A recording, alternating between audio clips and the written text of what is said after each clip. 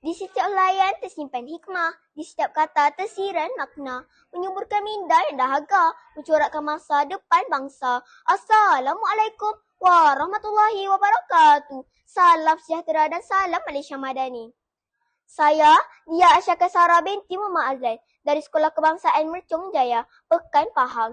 Kod sekolah saya ialah CBA 5044. Anak tunggal ini bercita-cita untuk menjadi seorang guru. Cerita di setiap layan buku adalah sahabat setia yang berbicara tanpa suara, namun sentiasa menyentuh hati dan jiwa.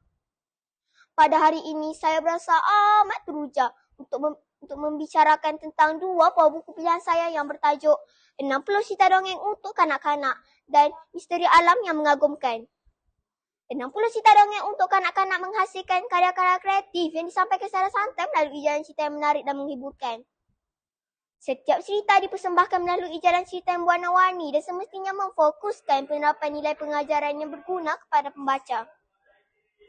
Seterusnya, buku Misteri Alam yang Mengagumkan membawa kita meneroka proses luar biasa yang berlaku dalam kehidupan tumbuhan. Dari biji benih kecil hingga menjadi pohon yang besar dan megah. Namun, saya akan membicarakan tentang buku pilihan saya yang bertajuk 60 Cerita Dongeng untuk Kanak-Kanak. Hasil terbitan My Tuman Sindrian Berhad. Buku ini mempunyai 60 halaman dan mempunyai gambar-gambar yang menarik dan mudah difahami di setiap layar muka suratnya. Buku ini mempunyai 60 cerita untuk bacaan kanak-kanak. Daripada 60 cerita yang terdapat dalam buku ini, saya amat tertarik untuk membicarakan cerita yang bertajuk Burung Helang Menyelamatkan Raja. Pada zaman dahulu, seorang raja yang gemar memburu mempunyai seekor helang kesayangannya yang sentiasa menemaninya. Suatu hari, raja tersesat di dalam hutan ketika mengejar seekor rusa. Ketika kehausan, raja menjumpai sebuah kolam dan ingin mengambil air untuk diminum. Namun, helang berulang kali menumpahkan air yang diambil oleh raja sehingga baginda berasa marah. Apabila raja hampir menghukum helang tersebut, raja menyedari bahawa banyak ular berbisa berhampiran kolam itu. Raja pun memahami bahawa helang cuba menyelamatkannya daripada meminum air yang beracun. Baginda berasa insaf, berterima kasih dan membelai helangnya dengan penuh kasih sayang. Cerita burung helang menyelamatkan raja mengetengahkan bahawa jangan terburu-buru membuat keputusan atau menghukum seseorang.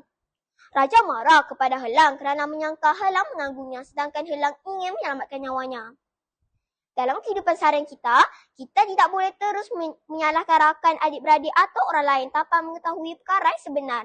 Contohnya, jika rakan tidak membantu kita, mungkin dia mempunyai masalah yang tidak kita ketahui.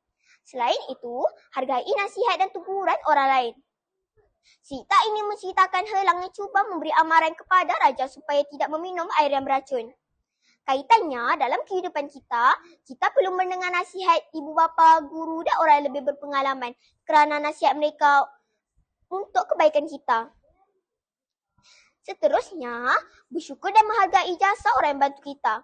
Setelah mengetahui kebenaran, raja berterima kasih dan membelai helangnya. Dalam kehidupan seharian kita perlu menghargai jasa orang yang bantu kita, seperti mengucapkan terima kasih kepada guru, ibu bapa dan rakan-rakan. Kesimpulannya, cerita ini mengajar kita supaya tidak cepat marah atau membuat tuduhan. Sebaliknya, menyiasat dan memahami keadaan terlebih dahulu sebelum bertindak. Sikap ini membantu kita untuk menjalani hidup yang lebih harmoni dan bijaksana. Sekian, terima kasih.